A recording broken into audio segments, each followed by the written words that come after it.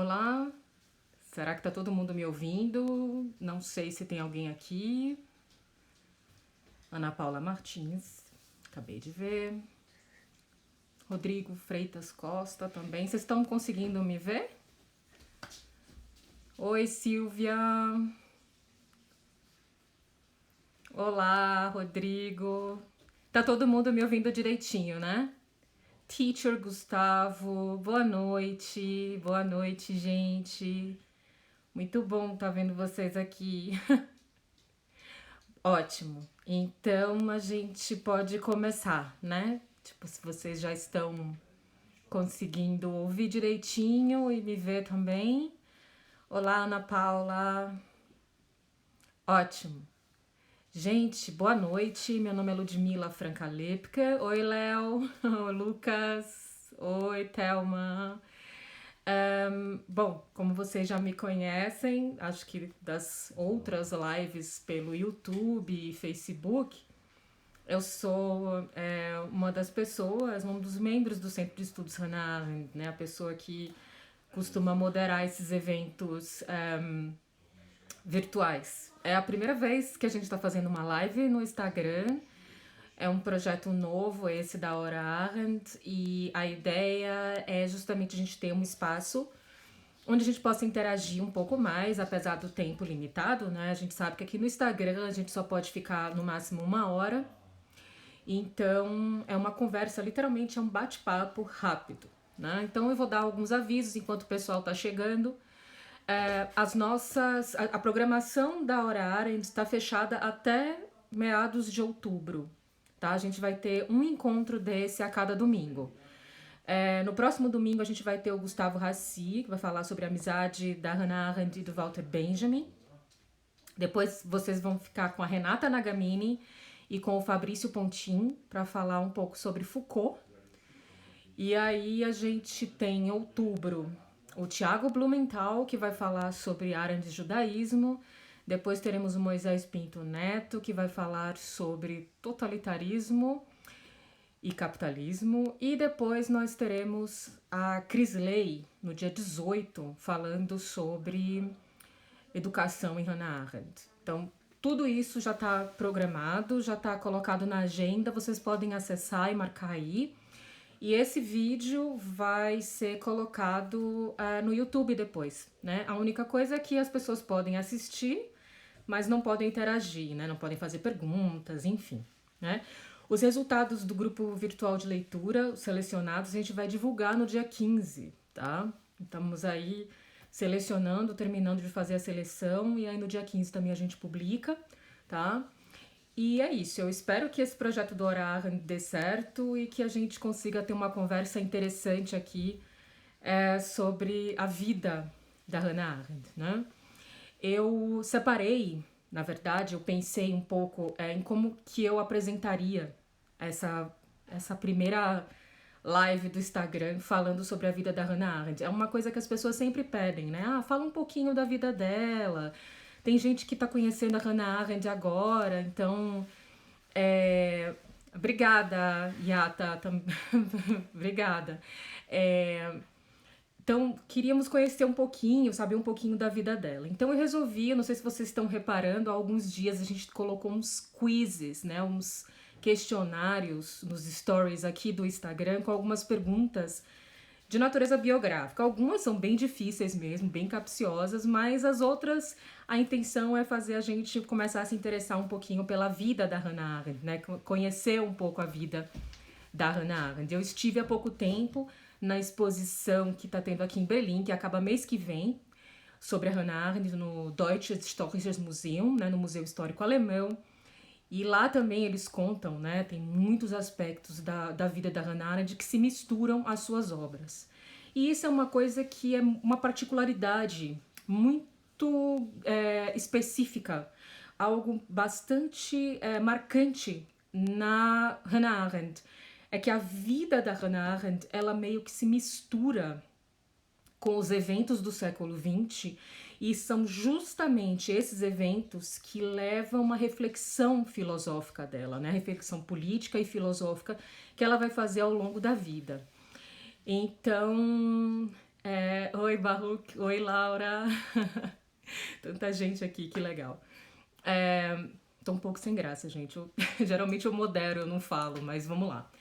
Então, com base na exposição que eu assisti em algumas obras, que depois eu passo para vocês, eu tô com uma delas aqui, que vai ser traduzida para o português, já foi traduzida, na verdade, e que vai ter a apresentação da nossa coordenadora, a professora Cláudia Perrone Moisés.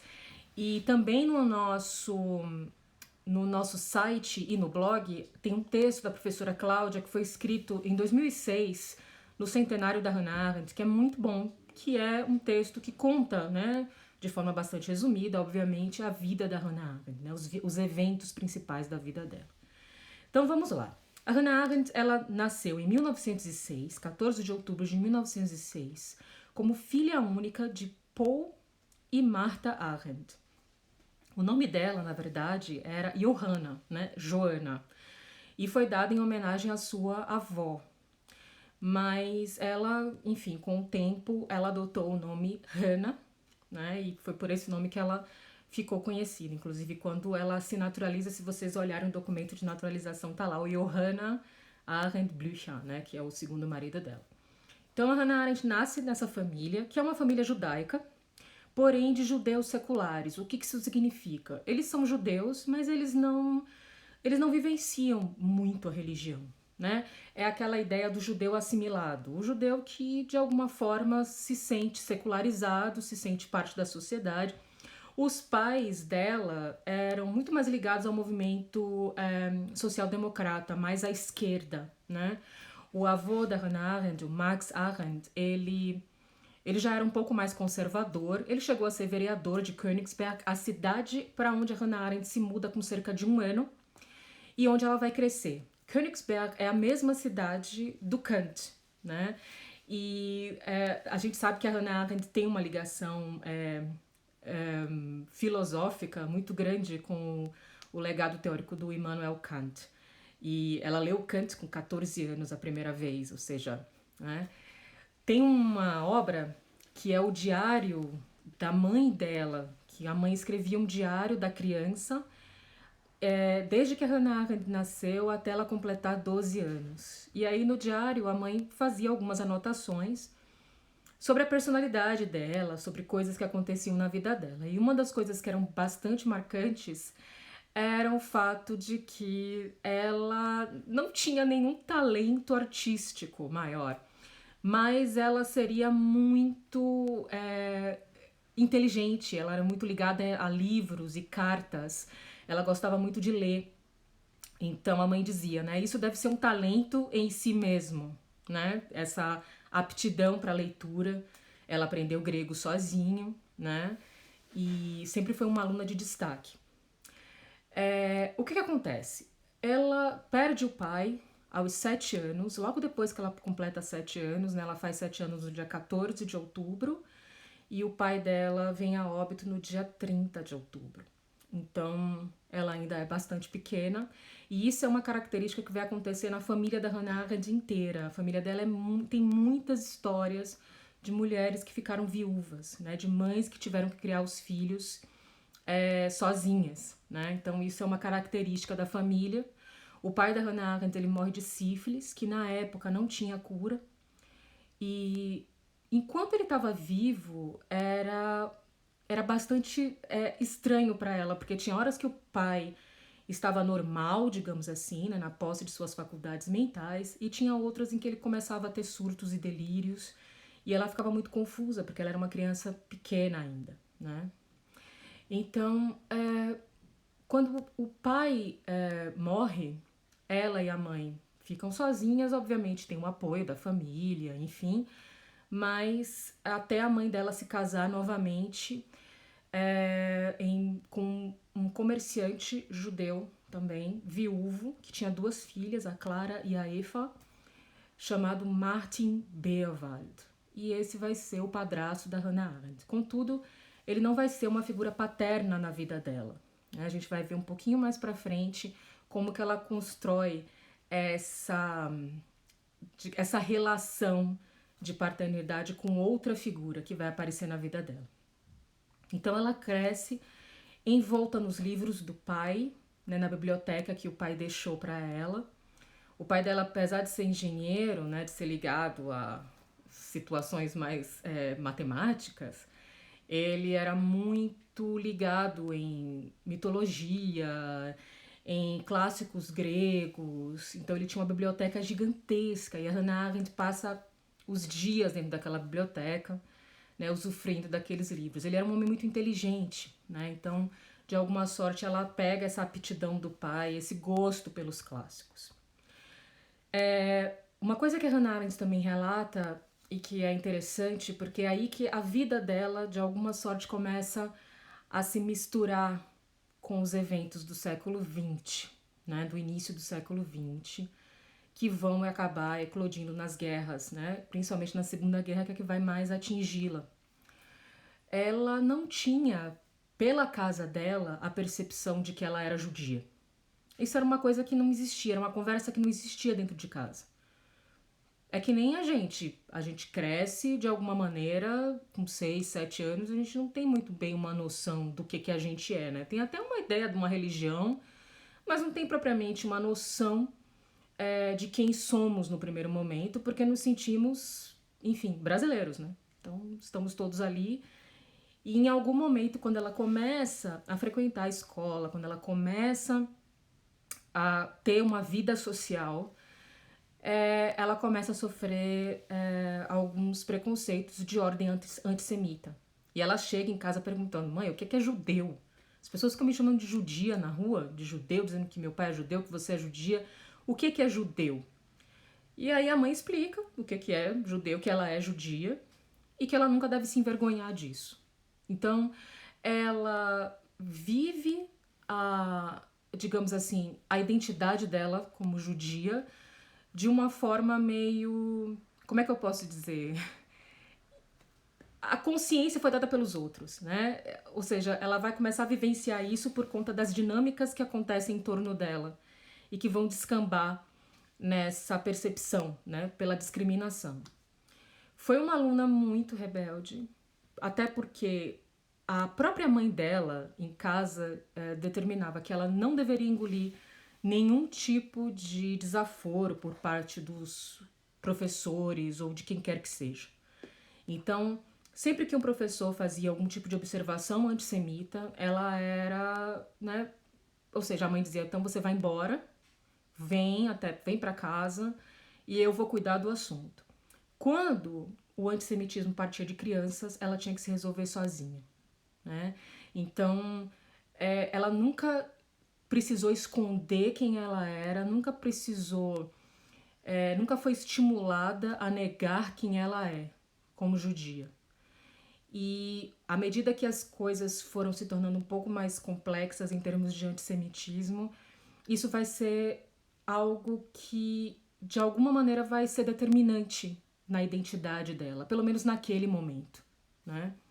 A Hannah Arendt, ela vai ser expulsa da escola com 16 anos porque liderou um motim contra um professor. E aí ela vai para Berlim, para casa de uns parentes, e lá ela faz algumas disciplinas na Universidade de Berlim, que hoje é a Humboldt Universität, né, que aqui em Berlim tem mais uma outra universidade por conta da divisão da cidade na época do muro.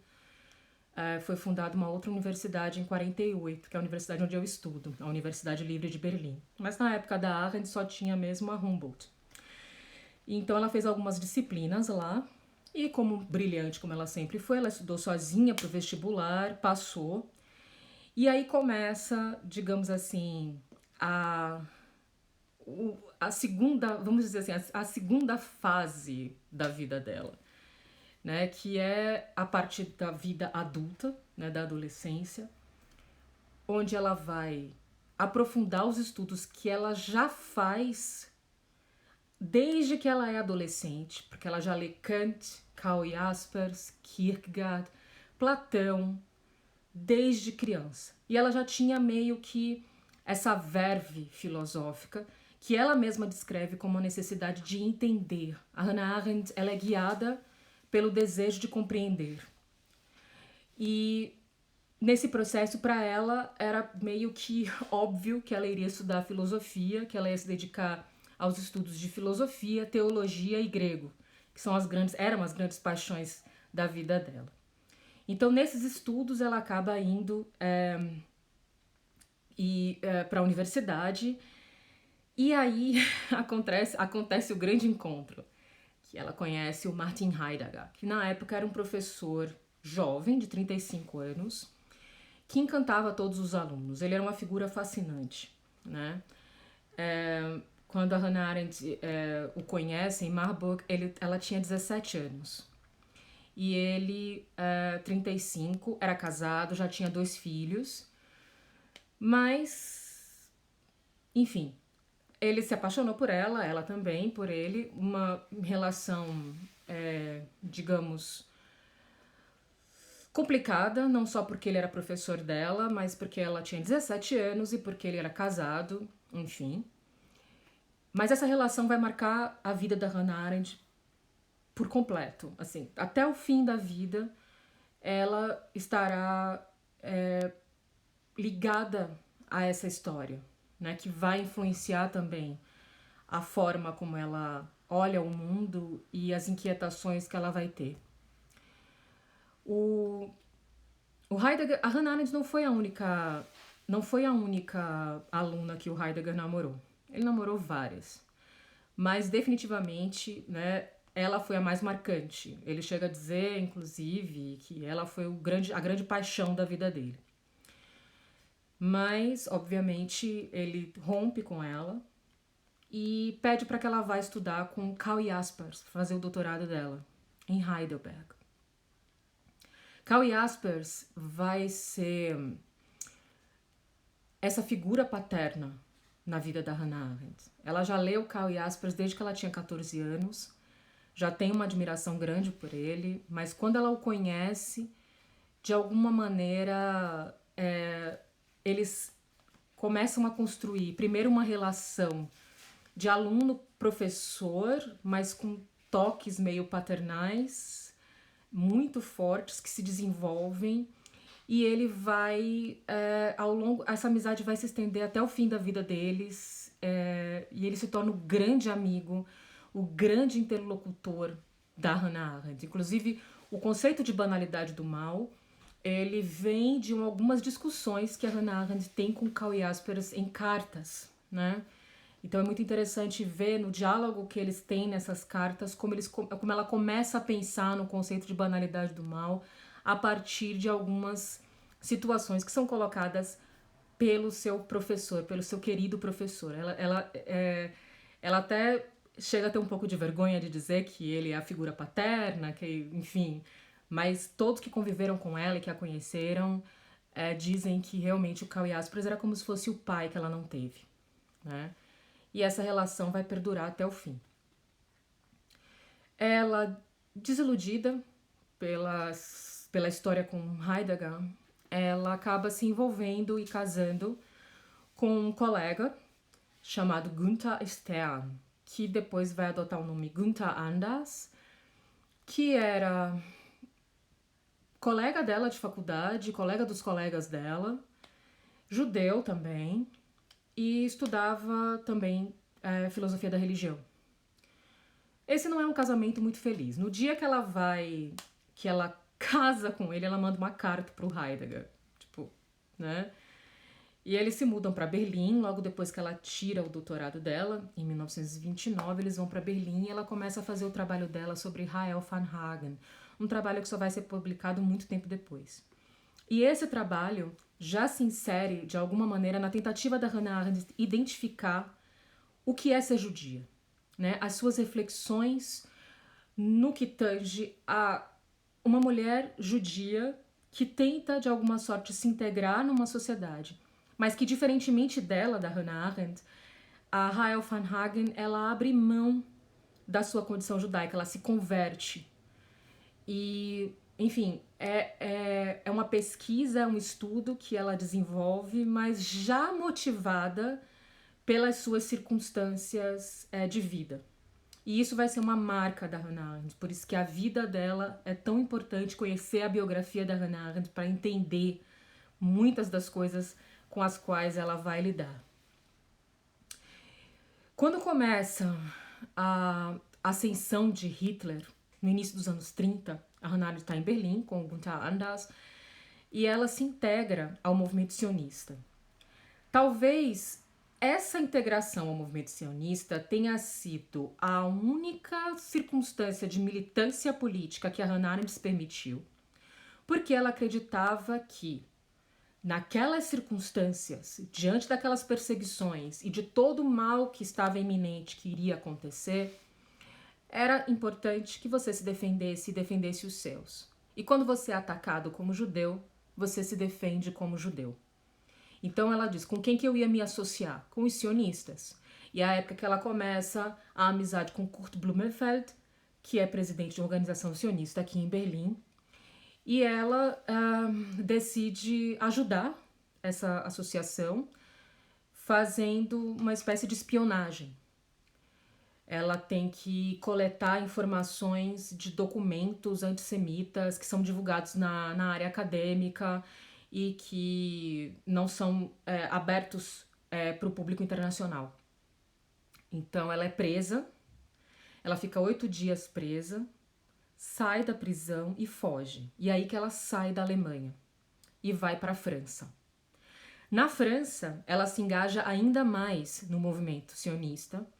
Ela se associa aliada à juventude, ela começa a ajudar crianças e adolescentes judeus a migrarem para a Palestina, fugindo da perseguição nazista. Viaja para a Palestina, ela viaja para congressos sionistas, ela realmente se engaja na causa judaica e decide, por uma decepção, que eu acho que foi em grande parte por conta do Heidegger, ela decide que ela não vai mais se envolver com questões intelectuais. Por quê? Porque os intelectuais, muitos dos intelectuais que ela conhecia, se associaram ao nazismo de alguma forma, ou, como ela diz, tiveram ideias sobre Hitler, né? Adotaram aquele ideário nazista por pouco tempo, por muito tempo, mas de alguma forma se deixaram levar, né, por aquele horror. Então ela, decepcionada, ela decide que ela não quer mais saber de nenhum contato com absolutamente nada que envolva situações de caráter intelectual. Isso não significa que ela não continue estudando ou que de alguma forma ela tenha abandonado o seu trabalho intelectual. Mas ela sai do círculo dos intelectuais como uma intelectual também e se engaja no movimento sionista como uma militante, como alguém que vai fazer alguma coisa para resistir àquele horror todo. Ela passa alguns anos na França, convive muito tempo com Walter Benjamin e os amigos do Walter Benjamin. O Walter Benjamin era primo do Gunther Stern, né, que era o marido dela até então. Eles já estavam praticamente separados quando eles estavam em Paris e ela conhece o Heinrich Blücher, que vai ser o segundo marido da Hannah Arendt, com quem ela vai ficar até o fim. Ai, tá travando? Eu acho que é a minha conexão que não tá muito boa. Ui. Tá, vocês estão conseguindo me ver, me ouvir? Alguém me dá um sinal, por favor.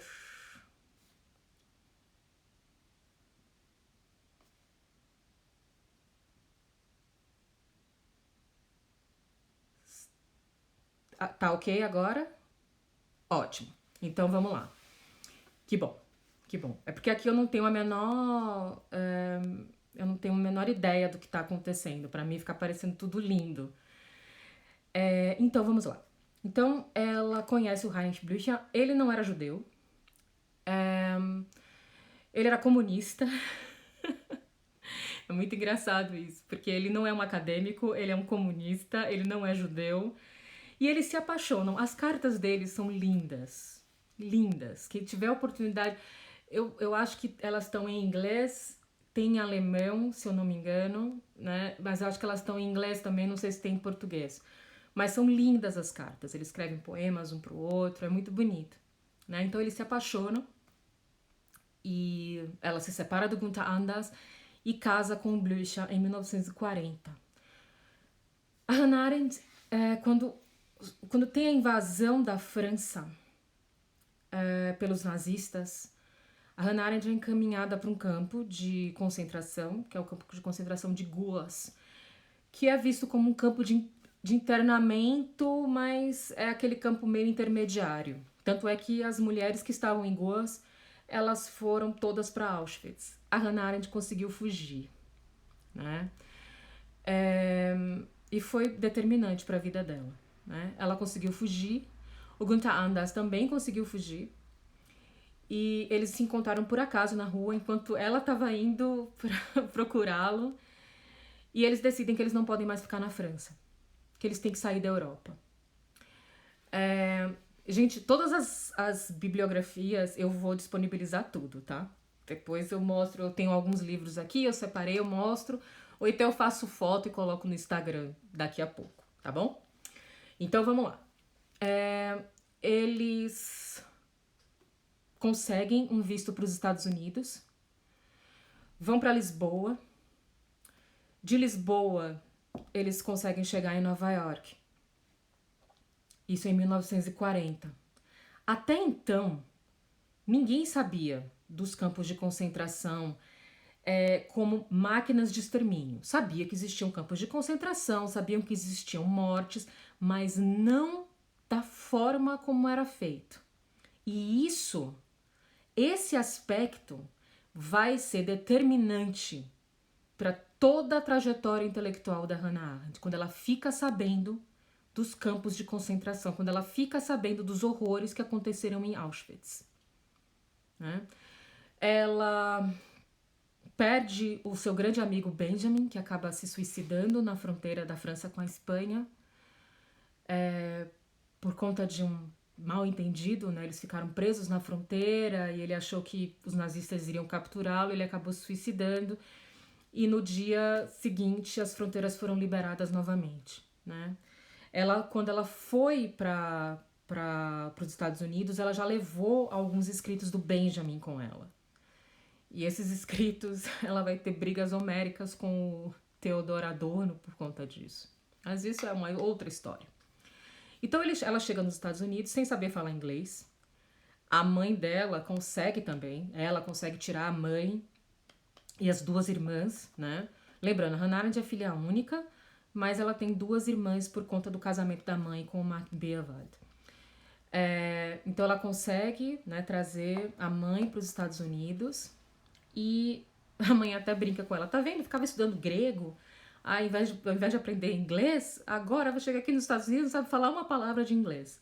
Então ela foi trabalhar.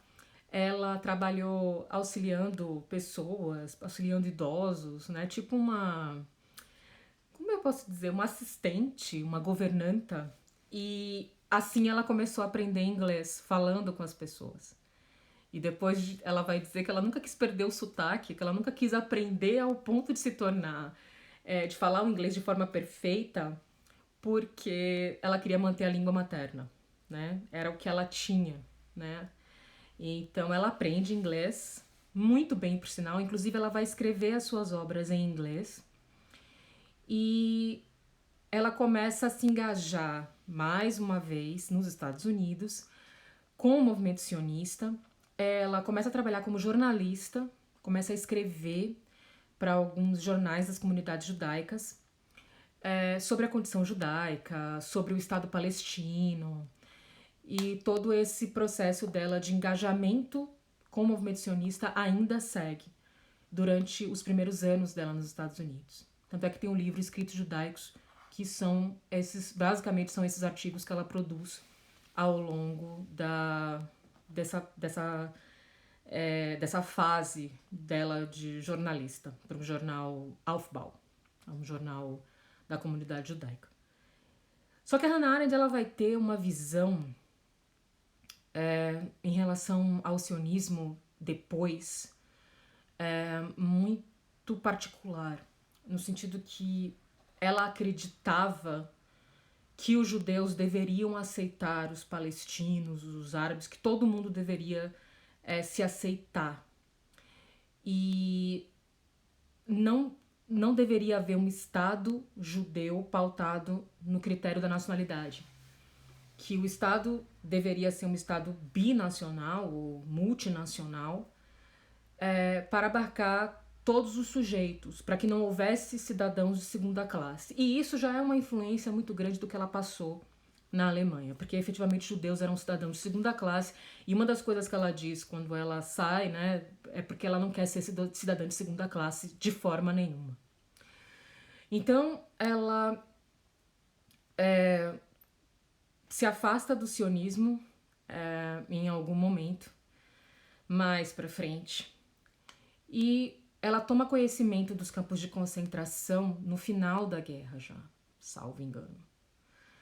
Quando ela toma conhecimento da existência dos campos de concentração e do que acontecia em Auschwitz, aquilo marcou de uma forma tão profunda que ela meio que esqueceu a promessa dela de nunca mais se envolver com nada intelectual e resolve seguir a sua, como posso dizer, a sua vocação, que era compreender, pensar, né? Olhar para o mundo com o desejo de compreender as coisas e de alcançar os sentidos, né, daquilo tudo. Ela já chega nos Estados Unidos apátrida, ela perde a cidadania alemã em 1937 e ela vai ser naturalizada alemã em vai ser naturalizada norte-americana em 1950. Em 1951 sai o Origens do Totalitarismo, que é o livro que de alguma forma lança a Hannah Arendt como intelectual dentro da sociedade americana e depois da sociedade em perspectiva mundial. É um livro de um esforço teórico imenso e cujo objetivo é compreender os elementos e as origens do totalitarismo. Ela quer entender como isso foi possível, mas também ela quer entender se isso ainda pode acontecer. E a conclusão dela é que sim, os elementos do totalitarismo sobrevivem, mesmo em sociedades sem o sistema totalitário. E essa era a grande preocupação dela, né? Denunciar isso. O Origem do Totalitarismo, ele vai ser publicado em 1951, mas ela vai tecer algumas reflexões logo depois que o livro é lançado, a partir de alguns questionamentos, principalmente porque consideraram que ela foi muito branda na forma como ela descreveu o stalinismo. Então ela revê isso e aí acrescenta o capítulo Ideologia e Terror. Para Hannah Arendt, como ela viveu ao chegar nos Estados Unidos, fazendo esses trabalhos de governanta, cuidando de pessoas em casa e escrevendo esses artigos. Era disso que ela vivia, basicamente, né? Ela e o marido. Então, fora que também tinha ajuda de amigos, né? Eles se ajudavam muito, né? Tinham essa noção, né? O Günther Anders, o ex-marido dela, foi que conseguiu que ela fosse para os Estados Unidos, né? Então, enfim. Para Hannah Arendt, a questão da ideologia, a ideologia ela embota a percepção do sujeito, ela compromete o pensamento. Então,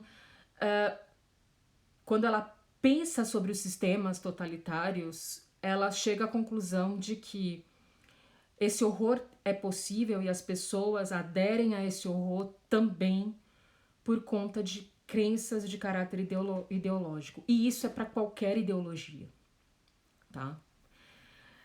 Seguindo as suas reflexões ainda sobre a condição totalitária, a condição do ser humano, sobre a questão dos refugiados, ela vai orientando a sua obra, mesmo os livros como Origem do Totalitarismo, Crise da República, os ensaios dela, eles vão se orientando no sentido da compreensão do lugar do homem no mundo após essa experiência totalitária, né? Após o que aconteceu na Europa com o nazismo, o fascismo e o stalinismo, né? Ela coloca realmente tudo numa como se fossem expressões totalitárias, realmente. Para ela, o stalinismo é uma expressão totalitária. As pessoas eram dominadas, elas não tinham liberdade, né? Basta a gente parar para pensar um pouco, né?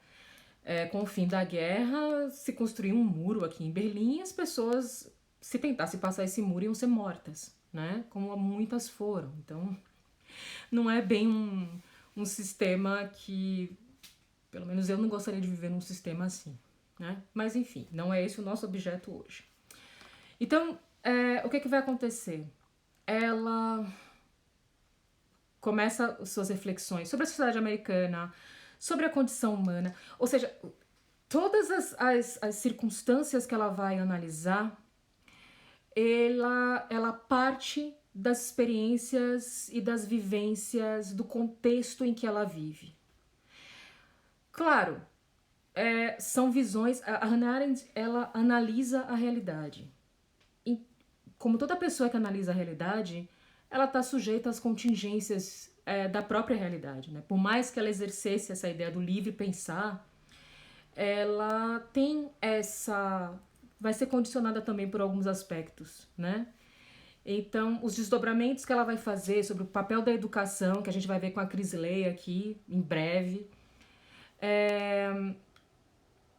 o papel da mentira na política, a condição humana e todas essas reflexões que têm um caráter mais político. Ela ainda se recusa a pensar filosoficamente ou se colocar como filósofa, porque o objetivo dela, eu acredito, que era justamente esse. Bom, eu não vou mais me engajar com os sionistas, eu discordo dos rumos que o movimento está tomando, mas eu vou continuar fazendo algo no sentido de, através da minha atividade intelectual, contribuir para a compreensão do que está acontecendo e, de alguma maneira, habilitar os sujeitos para que essa experiência catastrófica não ocorra novamente. A Hannah Arendt, ela se recusa, né, a ter um cargo numa universidade, né, o que eles chamam de tenure track, que é ela estaria vinculada a uma universidade. E ela se recusa a fazer isso porque ela queria manter a sua liberdade para pensar. É muito parecida com Walter Benjamin. Walter Benjamin também era muito reticente em determinadas coisas, como, por exemplo, se filiar a um partido político, porque ele não queria comprometer o pensamento dele com a adesão a um tipo de instituição ou de ideologia. Então ela começa a dar aulas em várias universidades nos Estados Unidos. Ela promove cursos, né? E no final da vida ela é professora na New School, lá em Nova York, que depois vai ter uma cadeira da Hannah Arendt que vai ser ocupada pela Agnes Heller, que depois vai ser da Nancy Fraser. A Hannah Arendt foi a primeira mulher a ter uma cadeira na New School. Ela foi uma pioneira como mulher em muitos aspectos. Quando a guerra acaba, ela finalmente consegue ter novamente contato com Karl Jaspers. Se eu não me engano, eles ficaram 9 anos, né, sem saber um do outro. E nessas cartas que ela escreve para o Jaspers, ela se mostra muito magoada com a adesão do Heidegger ao nazismo. É importante a gente saber o seguinte: a história da Hannah Arendt com Heidegger só se torna pública com a publicação da biografia da Elisabeth Young-Bruhl, que escreveu a biografia talvez mais importante sobre a Hannah Arendt. Estou procurando ela aqui para mostrar para vocês, que se chama Por Amor ao Mundo. Foi nessa biografia que surgiu, né, que se tornou pública o caso deles dois. O Heidegger já estava morto, a Hannah Arendt também, mas a Elfriede Heidegger ainda era viva, a mulher do Heidegger ainda era viva. Em 1995, uma professora americana, uma historiadora chamada Elizabeth Ettinger, ela teve acesso às cartas, né? Ela foi a primeira pessoa que teve acesso a uma parte das cartas, porque os herdeiros do Heidegger não queriam que essas cartas fossem tornadas públicas. E ela escreveu um pequeno livro chamado Hannah Arendt, Martin Heidegger, que explica um pouco o caso deles dois, mas de um ponto de vista extremamente moralista. Né? É um fiasco essa obra. Não recomendo. Foi, por coincidência, foi o primeiro livro que eu li sobre a Hannah Arendt, quando eu tinha 18 anos. Mas eu não recomendo, tá? É um livro cheio de preconceitos e com um caráter moralista muito forte. E que, inclusive, contribuiu para essa visão que se tem hoje. Né? Essa ligação, digamos que quer depreciar Hannah Arendt a partir da ideia de que ela teve um caso com um professor que era nazista e tal, tal, tal. Então, é algo que qualquer pessoa que estuda Hannah Arendt tem que aprender a conviver, porque efetivamente aconteceu. Mas é preciso também entender como aconteceu, né? E a Hannah Arendt, ela perdoou Heidegger alguns anos depois, e tem a sobrinha dela, né, gosta muito de contar essa história, que dizia que ninguém entendia por que ela ainda visitava o Heidegger, ainda ajudava ele, enfim, porque que depois daquilo tudo. E que ela mesma dizia que tinha coisas que eram mais fortes que o ser humano. Né? Isso é muito bonito da parte dela, porque ela teve uma mágoa muito grande em relação ao Heidegger. Muito. Porque, por exemplo, o Karl Jaspers não se tornou nazista. Né? O livro da Antônia Grunenberg é fantástico. Muito bom esse livro. O Gustavo tá aqui lembrando. O Gustavo vai participar na próxima semana aqui do Hora Arendt, falando sobre Benjamin. Ele também tem um trabalho bem legal com a Sobre Influência Edições. Depois a gente fala um pouquinho mais sobre isso, porque meu tempo tá acabando e eu falo, como diz a Crisley, mais que o Homem da Cobra. Então, ela o perdoa. Ela, inclusive, ajuda a que ele publique nos Estados Unidos, né? Ela tece algumas críticas muito duras ao Heidegger. Muito. Mas, enfim, ela o perdoou. Ela o amou muito. E ele também a amou muito. E são coisas que, pelo menos eu acredito, que se a gente tira o olhar moralista e começa a entender sentimentos pelo que eles realmente são, que são sentimentos, né? A gente não escolhe de quem a gente vai gostar.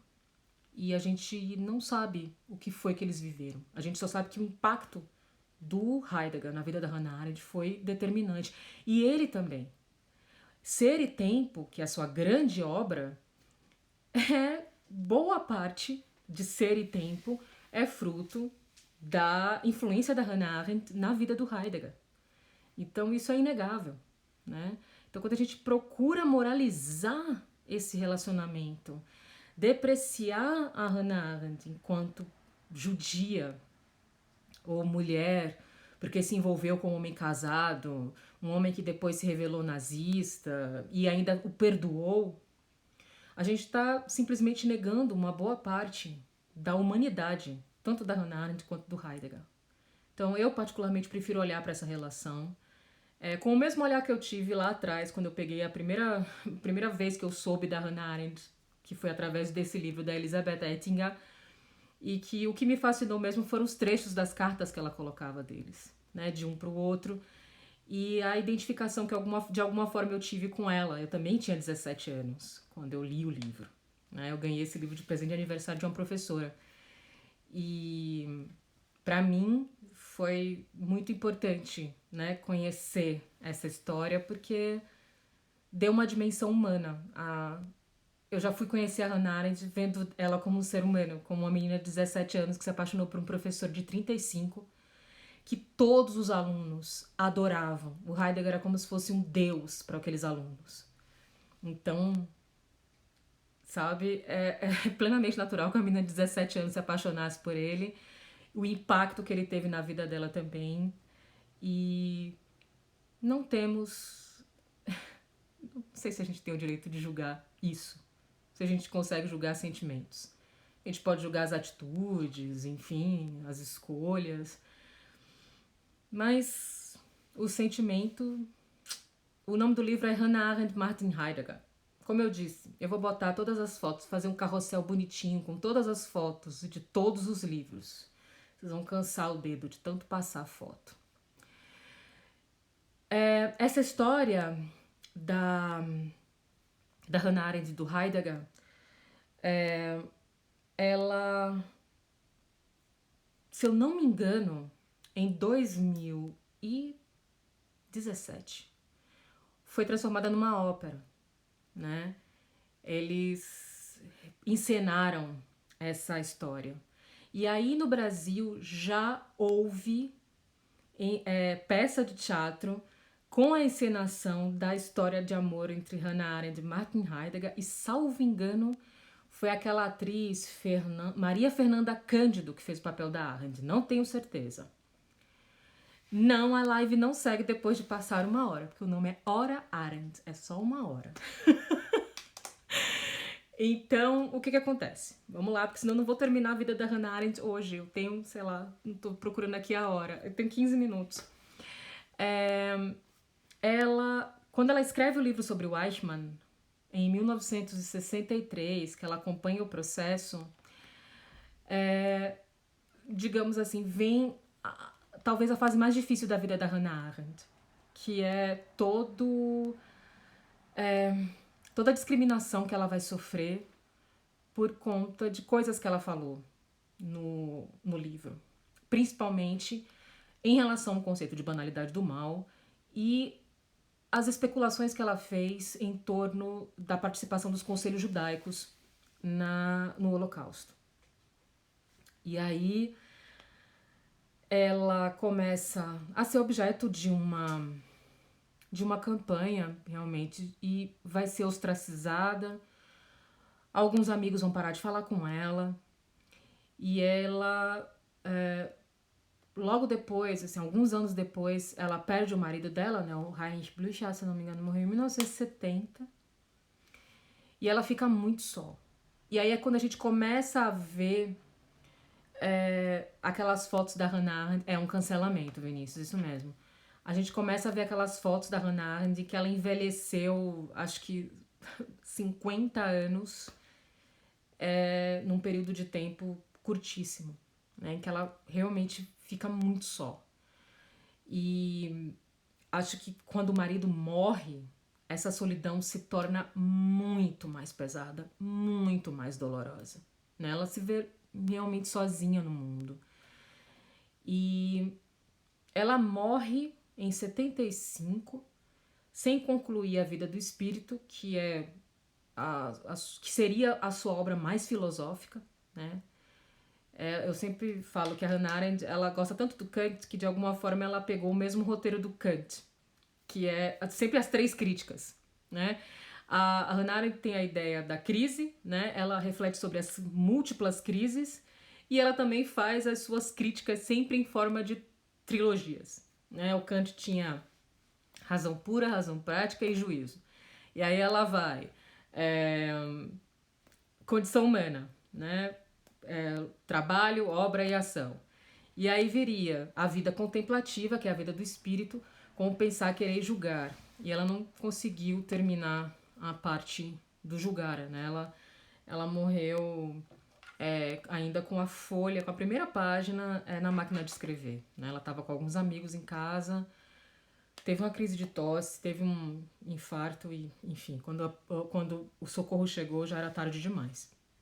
Então, ela morre vivendo de forma muito intensa esse ostracismo, né? Essa forma de, digamos assim, de cancelamento.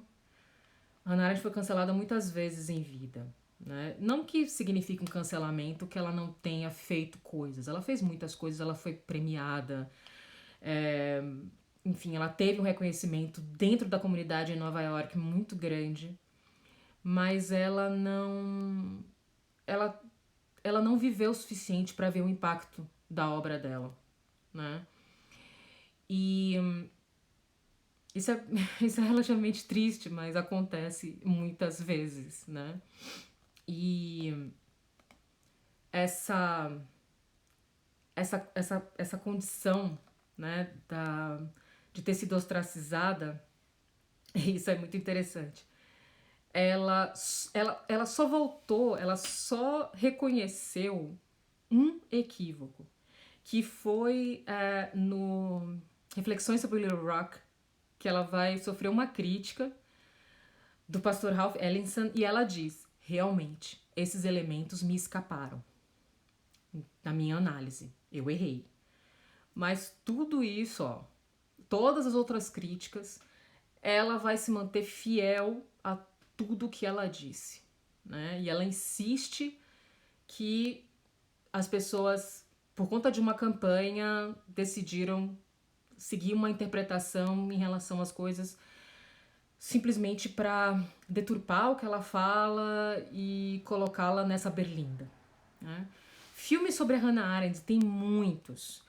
Tem esse daqui, que se chama Vida Ativa, o espírito de Hannah Arendt, se eu não me engano, tem na HBO, naquele Philo TV.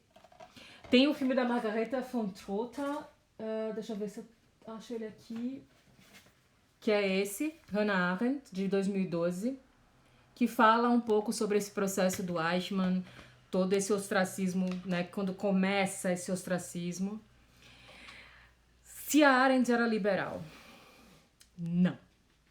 Na verdade, o que acontece? A Hannah Arendt, ela não é uma pensadora que se enquadra em nenhum tipo de gaveta, vamos dizer assim. Meu Deus, eu tenho 9 minutos, vocês vão me fazer voltar para essa live. Putz. Ela não se enquadra em nenhum tipo de gaveta que a gente tente colocar. Ela não vai ser uma pensadora liberal, mas também ela não vai ser uma pensadora comunista. Ela não vai ser uma pensadora de esquerda, mas também ela não vai ser uma pensadora de direita. O mais importante para Hannah Arendt, e isso é muito importante, é a necessidade que ela tem de compreender as coisas. Então, o olhar dela para os fenômenos é voltado para a compreensão e não para a ideia de que um determinado valor ou ideologia ou crença deva ser confirmado. Essa falta de compromisso dela com uma determinada corrente política, vamos dizer assim, é fruto do compromisso que ela tem de honestidade intelectual. Entendeu? E isso é muito importante. Então, óbvio, você vai ler a Hannah Arendt as críticas que ela faz ao Marx. Ela tem algumas críticas, principalmente na condição humana, ela traz muitas dessas críticas. Mas isso não significa que ela seja liberal, né? Porque lá na frente também tem até carta do FBI chamando a Hannah Arendt de comunista, por conta das coisas que ela falava, sobre as críticas que ela fazia sobre o capitalismo, né, que são muitas na condição humana. A associação que ela faz da sociedade na Alemanha nazista com determinadas dinâmicas de sociedade de massa que a gente observa no capitalismo, né? A alienação dos sujeitos nos seus cotidianos. Né? Ela fala que para pensar você precisa parar. E quando a gente não para pensar, a gente começa a agir no automático e começa a cometer atrocidades como se nada fosse. Então, é difícil querer colocar Hannah Arendt dentro de uma gaveta. Eu sei que aí no Brasil tem muita crítica, tem muita gente que fala que ela é racista, que ela é liberal, isso, aquilo, outro. Mas eu acredito que uma leitura um pouco mais cuidadosa e no sentido de olhar toda a obra dela. A Hannah Arendt falam que ela era colonialista. Dentro do Origem do Totalitarismo tem uma parte inteira sobre o imperialismo, na qual ela analisa os males do imperialismo, do colonialismo, e que ela fala, inclusive, que os judeus não podem chegar na Palestina com o mesmo espírito dos colonizadores europeus chegaram na Ásia e na África, né? Que enquanto existir essa mentalidade colonialista, o genocídio será sempre uma possibilidade. Então, como que essa mulher está defendendo o colonialismo, sabe? Então, eu acho que tem uma leitura, também tem uma crítica que ela diz que os povos africanos eles não tinham mundo. É, é preciso conhecer o conceito de mundo da Hannah Arendt, porque ela também fala que os judeus eram um povo não mundano, um povo sem mundo, no sentido de que eles não se organizaram politicamente para serem reconhecidos é, pela comunidade, por todos. Né? Para Hannah Arendt, a condição política suprema é a pluralidade. Os indivíduos têm que conviver uns com os outros, porque só a pluralidade vai promover o pensamento e mentalidade alargada que impede que a gente passe a olhar só para si mesmo. Ela, inclusive, diz que o grande erro do Heidegger é que a reflexão dele é sempre solipsista. Ele pensa para dentro, né, consigo mesmo, sozinho, sem a consideração dos outros. Então, são circunstâncias muito complexas. Eu, particularmente, acho que a Hannah Arendt ela tem um traço conservador quando ela fala de educação. A Crisley pode me corrigir, mas lá na frente a gente vai ter um papo no dia 18 com ela. Mas ela tem toda a liberdade aqui para entrar e dizer assim, ó, tá errado, tá falando bobagem. Mas eu particularmente acho que ela tem ela tem uma perspectiva um pouco mais conservadora em relação ao papel da educação. Eu não vou adiantar isso porque a gente vai ter uma hora Arendt só sobre isso. Mas, enfim, meu tempo tá acabando, eu tenho 4 minutos. O que eu gostaria de dizer, assim, qual foi a minha intenção? Primeiro foi apresentar esse programa, ou seja, trazer vocês para assistirem esse programa. Ele vai ficar gravado, vai ficar aqui na IGTV e depois eu vou subir no YouTube também para as pessoas que não tiveram chance de ver ou porque não tem Instagram, enfim. Convidar vocês para conhecer um pouco mais da vida da Hannah Arendt, né? Das teorias dela, né? Dos amigos, das vivências, daquilo que a estimulou nos seus estudos, na sua escrita. E ter um pouco mais de honestidade com esse legado, um pouco mais de cuidado e honestidade com a forma como a gente trata o legado da Hannah Arendt. Nenhum autor é perfeito. A Hannah Arendt comete erros, né? Erros de análise, alguns conceitos dela são datados, enfim. Mas ela é uma pensadora fascinante. E mesmo que a gente não concorde com ela, eu acho que é importante, eu acho que é interessante conhecer a obra da Hannah Arendt, né? Conhecer as reflexões que ela tem. Estou vendo aqui a Adriana Novaes, também grande estudiosa da Hannah Arendt aí no Brasil, e também está nessa frente de tentar, de alguma maneira, permitir que o estudo sobre a Hannah Arendt seja um pouco mais honesto. Recomendo a vocês darem uma lida no texto que está no nosso site, da professora Cláudia Perrone Moisés, que é um texto fantástico. Eu vou colocar na nossa link list. Ó, tá aqui já o Instagram, tá me avisando já que eu tenho que sair. Vou colocar as obras, as referências que a gente, né, que eu citei aqui, para que vocês possam conhecer.